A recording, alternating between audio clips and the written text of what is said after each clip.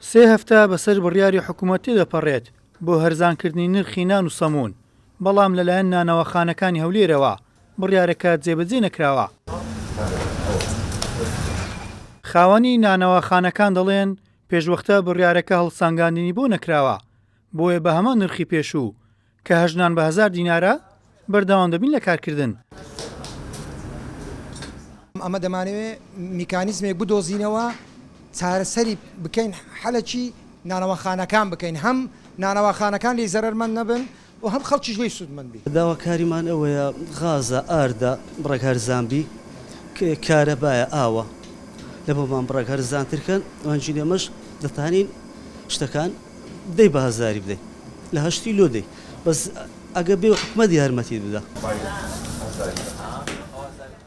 هاوڵاتیانیش چاوەڕوانی جێبەجێکردنی بڕیارەکەن و داوا دەکەن جگە لە نرخی نان، نرخی کاڵا و پێداویستەکانی دیکەش هەرزان بکرێت. داواکاری بڕیارەکە حکوومەت دایتی داواکاری بڕیارە جێبەجێ کرێتن هەم لە بەرژەندی هەژار و چینی فەقیرە، بەڵام لە هەمان کاتیژە نابێ ناناوەخانەکان و سەموخانەکانمان زێرە بکەن. هیوادارن ئەو قەرارەوە شتانێکە دەکرێت هیوادار لە گەورەشدا دەست پێ بکرێتن بۆی بتوانین شتەکان بەعام بتە هەرزانی.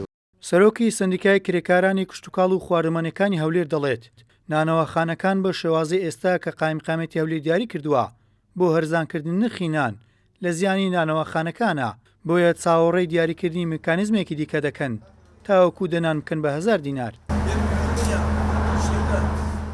بەڕای ئێمە ئەوەیە کە پێداچوونەوە بکەن بۆ بڕیارێک کوردیانە دەنان دەری نایەنێ بۆ نانەوەخانەکان پێداچوونەکەن بڕیارەکە فەرق بکات لە نێوان نان و سەمون، بۆیە پێویستە بەو بڕیارەدا بچنەوە میکانیزمێکی نوێ بدۆزنەوە بڕیارەکە بگرێت بە هەژنان بەدە سەمون.